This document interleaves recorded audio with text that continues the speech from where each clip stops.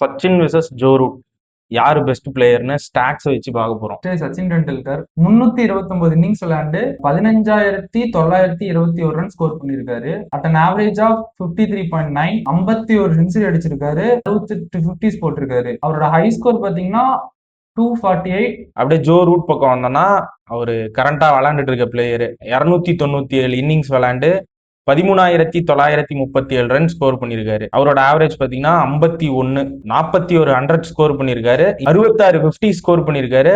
Joe ரூட்டோட high score வந்து 262 run. Joe ரூட்டுக்கு வந்து இன்னும் 1984 ரன்ஸ் தேவை சச்சினோட ரெக்கார்டை பீட் பண்றதுக்கு. அவரு 2021 தான் அவரோட பிரைமே அன்லாக் பண்ணிருக்காருன்னு சொல்லலாம். 2021 இருந்து 2025 மட்டும் 24 செஞ்சுரி அடிச்சிருக்காரு. 35 வயசு ஆகுது இப்போ ஜோ ரூட்டுக்கு. அவர் இதே ஆவரேஜ்ல இன்னும் ஒரு 3 வருஷம் விளையாண்டாருன்னா கண்டிப்பா சச்சினோட ரெக்கார்டை வந்து பிரேக் பண்றதுக்கு ஹை சான்சஸ் இருக்கு. சச்சின் வந்து ஒரு கிரேட்டஸ்ட் பேட்ஸ்மேன், அதுல எந்த மாற்று கருத்துமே கிடையாது. டெஸ்ட்ல அவர் தான் நம்பர் 1 ரன் ஸ்கோரர். ஆனா அவரோட எரால இருந்த பவுலர்ஸ்க்கும் ஜோ ரூட்டோட எரால இருக்க பவுலர்ஸ்க்கும் நிறைய டிஃபரன்ஸ் இருக்கு. சச்சினோட எரால ரிவ்யூ கூட கிடையாது. அப்ப இருந்த பவுலர்ஸும் வாசிம் அக்ரம், கிளென் மக்ரான்னு ஒரு பெரிய பெரிய பவுலர்ஸ். இப்பவும் நல்ல பவுலர்ஸ் இருக்காங்க. பட் ஆனா அந்த ஒரு பால் தான் மேட்டர்ஸ். ஒரு விக்கெட் எடுக்கிறதுக்கு அந்த ஒரு பால் மேட்டர்ஸ்.